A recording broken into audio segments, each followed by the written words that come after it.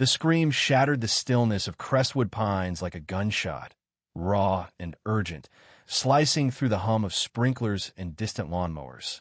My pulse spiked as I leapt from my patio chair, vaulting the fence to the elderly couple's yard next door. 12 years as a paramedic had honed my instincts to run toward chaos. But nothing could have prepared me for the storm that scream would unleash a neighborhood scandal that would topple the iron grip of Crestwood's most formidable tyrant. I'm Lucas Bennett, a paramedic who's seen it all: heart attacks, car crashes, bar fights gone wrong. I've kept my cool in the worst moments, my hands steady when lives hung in the balance. But Margaret Voss, president of the Crestwood Pines Homeowners Association, was a crisis no training manual could cover. She ruled with a laminated rulebook and a smile that hid a will of steel, and I, the new guy in her perfect little kingdom, was about to become her obsession. 5 months ago, I moved into Crestwood, drawn by its tidy lawns and quiet charm. After a messy divorce, I craved simplicity, and this place seemed like a haven until Margaret knocked on my door. She stood there, her auburn hair flawless, clutching a booklet of HOA regulations. "Welcome, Lucas," she said, her voice sweet but edged with warning. "Bins in by 7 p.m. on pickup day. No exterior changes without approval, not even a new mailbox." Her eyes scanned my MOVYing boxes like a general inspecting troops. I nodded, thinking she was just a stickler. I didn't know she'd soon make my life hell. Trouble started with my job. Paramedic shifts are brutal 12 hours, sometimes 24 during emergencies. My truck wasn't always in the driveway at respectable hours, which broke some obscure HOA rule about neighborhood occupancy aesthetics. A month in, a violation notice appeared on my door, complete with a photo of my empty driveway and Margaret's signature, accented by a smiley face that felt like a taunt. Another came when my grass grew slightly too long during a 48-hour shift handling a factory fire. Each notice was a jab, precise and relentless. I tried reasoning with her. At an HOA meeting, I stood before a room of wary neighbors, Margaret presiding like a queen. "I'm a first responder," I said calmly. "My hours are unpredictable. Can we bend some rules, given my work?" Silence fell. Margaret adjusted her gold-rimmed glasses, her lips curling faintly.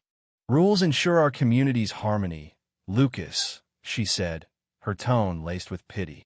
"Exceptions breed chaos. Perhaps Crestwood isn't suited for your lifestyle."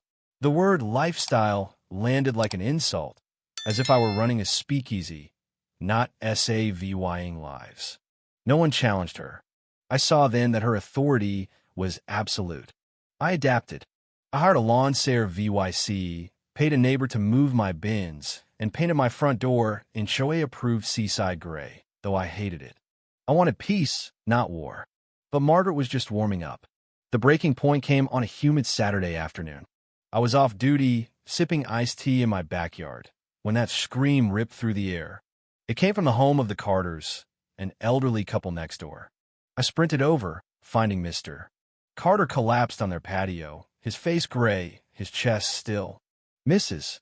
Carter hovered, sobbing, her phone shaking in her hands. "Call 911, I shouted, dropping beside Mr. Carter. No pulse. I started CPR, my hands finding the rhythm instantly. 1, 2, 3, 4, breathe. The world shrank to the compressions, the faint crack of ribs, the hope I could keep him alive until help arrived. "Mrs. Carter's cries faded as I focused.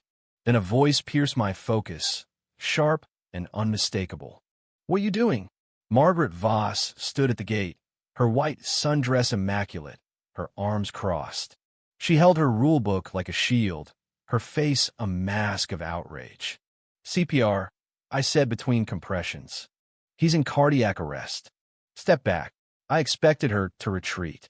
Instead, she stepped closer, her shadow falling over Mr. Carter. "This VY-OLATS Section 6, Paragraph 4, she declared, while VYing her rulebook. "No medical procedures in public VYEW. It disturbs our community's tranquility." I froze for a split second, stunned. She was serious. "He's dying," I snapped, my hands never stopping. Ambulance is coming. Leave. My voice was sharp, but I couldn't lose focus. Mr. Carter's life depended on it. Margaret didn't flinch. She pulled out her phone and started recording. I'm documenting this violation, she said, her voice dripping with authority. As HOA president, I order you to stop or face fines and possible EVY time. I couldn't believe it was filming a man fighting for his life, treating it like a noise complaint. Then she went too far. She reached out, her manicured hand grabbing my shoulder, trying to pull me away. Cease this now, she hissed. I shook her off, my voice low and lethal.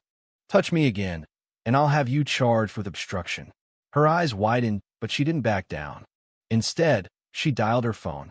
Security, this is Margaret Voss. I need you at the Carter residence. We have an unauthorized NDVY dual breaking bylaws. I was floored. She'd called the neighborhood's private security team over CPR. 2 guards arrived minutes later, their faces uncertain as the ambulance's siren grew louder. This man is disrupting community standards, Margaret said, pointing at me. Remove him. The guards hesitated, eyeing Mr. Carter's limp form. Ma'am, he's SAVYing a life, one said cautiously. Margaret's face reddened. Our bylaws forbid residents from performing medical acts in common areas. He's not authorized. Her logic was lunacy, but her authority was ironclad, at least to her. Then the unthinkable happened. One guard, cowed by Margaret's fury, stepped forward and grabbed my arm. Sir, stop, he said weakly. I twisted free, my compressions unbroken. That's a felony, I growled. Back off. The ambulance screeched to a halt, and my colleagues, led by my super VY SOAR, Rachel, rushed in. They froze at the bizarre scene. Me performing CPR, a guard looming, Margaret brandishing her rulebook. What the hell is going on? Rachel demanded. Cardiac arrest, I said. She's trying to stop me.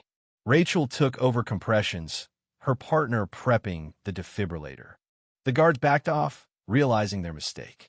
Margaret, undeterred, shrieked, Arrest him. He's breaking regulations. Rachel shot her a look of disgust before focusing on Mr.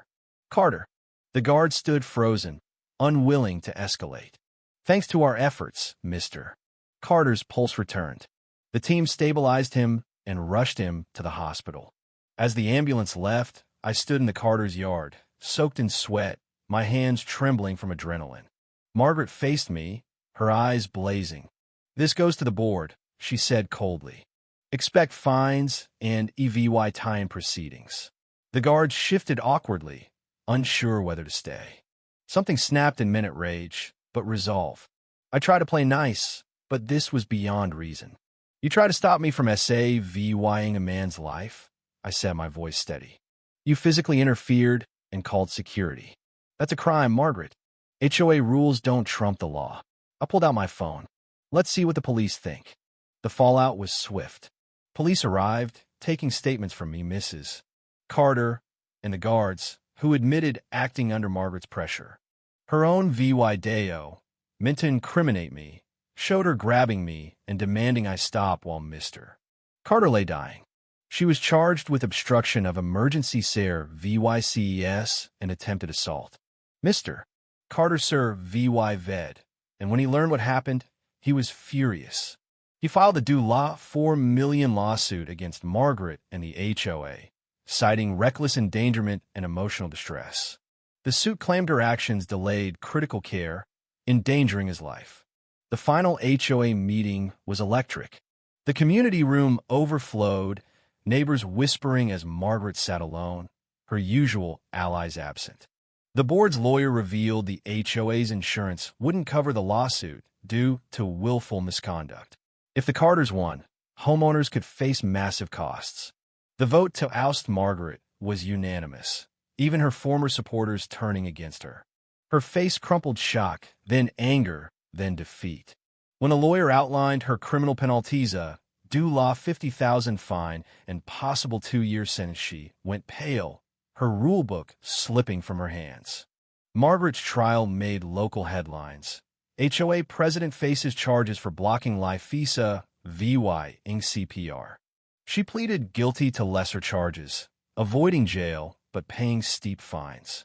The lawsuit settled for a rumored seven-figure sum, draining Margaret's SA/VY NGS and spiking HOA dues.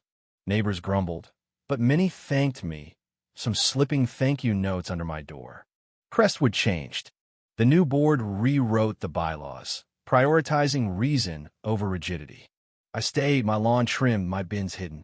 But when I hear a siren, I think of that day off Margaret's voice, her rule book, and the moment I realize doing what's right sometimes means defying the rules. If you were the one in this story, how would you react? Would you stand up and fight back, or accept the unreasonable pressure and control from the HOA? Share your thoughts in the comments below. And don't forget to subscribe, like, and share this VY Deo with more people. Your small action gives us the motivation to keep bringing you more intense and engaging stories. Thanks for watching, and we'll see you in the next VY Deo.